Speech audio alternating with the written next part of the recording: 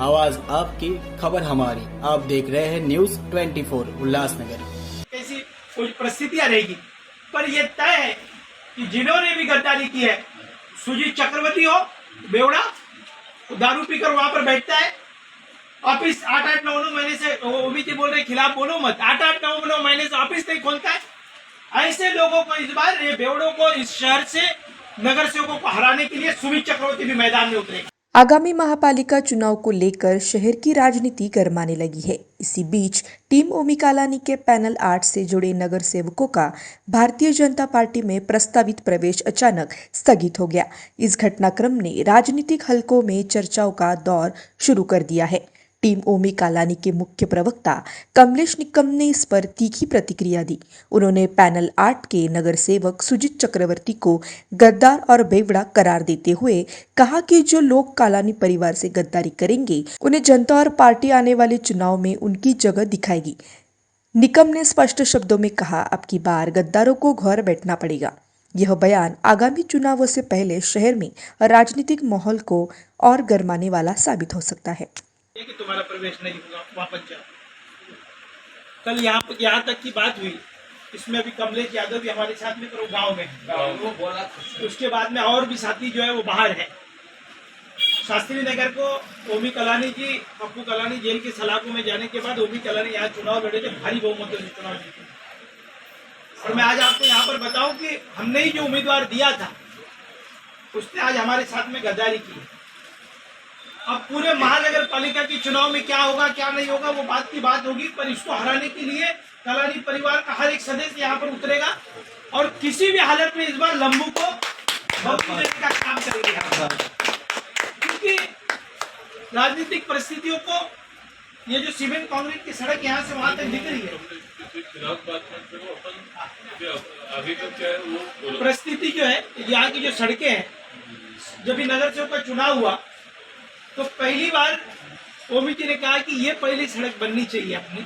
उसके लिए कमिश्नर को हमने बात करके, राजा दयानिधि से बात करके पूरी जो सड़क है वो 6 करोड़ रुपए की हमने सैंक्शन करवा के लाई। पर हमारा आदमी लोग हमने बोला तुम देखो से भाभी जी, उस वक्त पर पहला काम हमने ये किया था। और पूरा बताऊंगा तो पूरे शहर जो है वो सड़कें खड्डे भरी हो गई है। 2 ही पैनल है, 7 और 8, जिसमें एक भी सड़क पर खड्डे नहीं दिखेंगे। ऐसी परिस्थिति यहाँ पर है, 7 में भी और 8 में भी, सब सीमेंट कांक्रीट के रोड। नीचे था एक हनुमान नगर वाला जो कभी बना नहीं था, एक रमाबाई वाला कभी बना नहीं था, जो आजाद नगर का अभी जो रोड है वो कभी बना नहीं था। ये सब सड़कें बनने का काम है।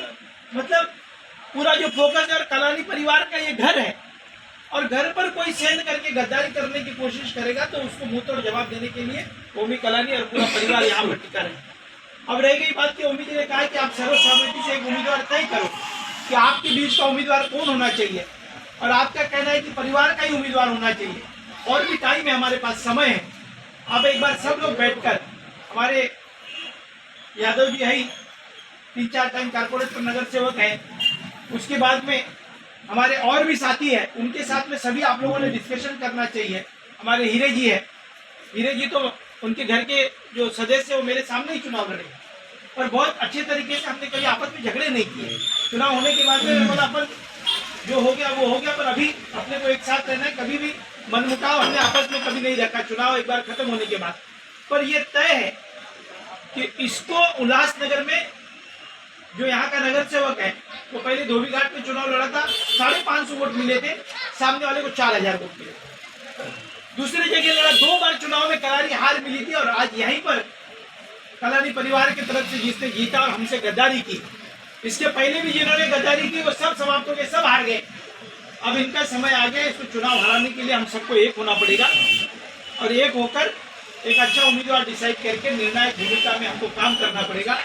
ओमी कलानी ने इस बार सोचा है कि नए चेहरों को शहर में मौका देना है। वही जुने चेहरे रिपीट 3-4 बार चुन कर आ रहे हैं, और शहर का विकास ठप हो चुका है। नए लोगों को मौका देकर, सब लोग खिलाफ होने के बावजूद भी ओमी कलानी को 52,000 वोट आप लोगों ने दिए। यहाँ पर सबसे ज्यादा वोट मिले हैं। तो आप लोगों से यही अपेक्षा है कि सब एक साथ होकर, एकजुट होकर एक उम्मीदवार घोषित करने के लिए ओमी कलानी जी के साथ फिर एक दूसरी बैठक अपन रखेंगे, और उसके बाद तय करेंगे। और आपको लगता होगा बाकी उम्मीदवार कौन रहेंगे? 3। वो 3 उम्मीदवार भी बहुत मजबूत तरीके से ओबी कलानी की देने जा रहे हैं। तो 3 ये उम्मीदवार के साथ में कि उसके वार्ड में कौन होगा, ये ऐतिहासिक वार्ड होगा जहां पर अच्छे खासे लीड से जो हमारे उम्मीदवार जीतेंगे और नए चेहरों को इस बार मौका देंगे 1 से 5 नंबर तक ओबी कलानी जी, ऐसा तय किया है पार्टी।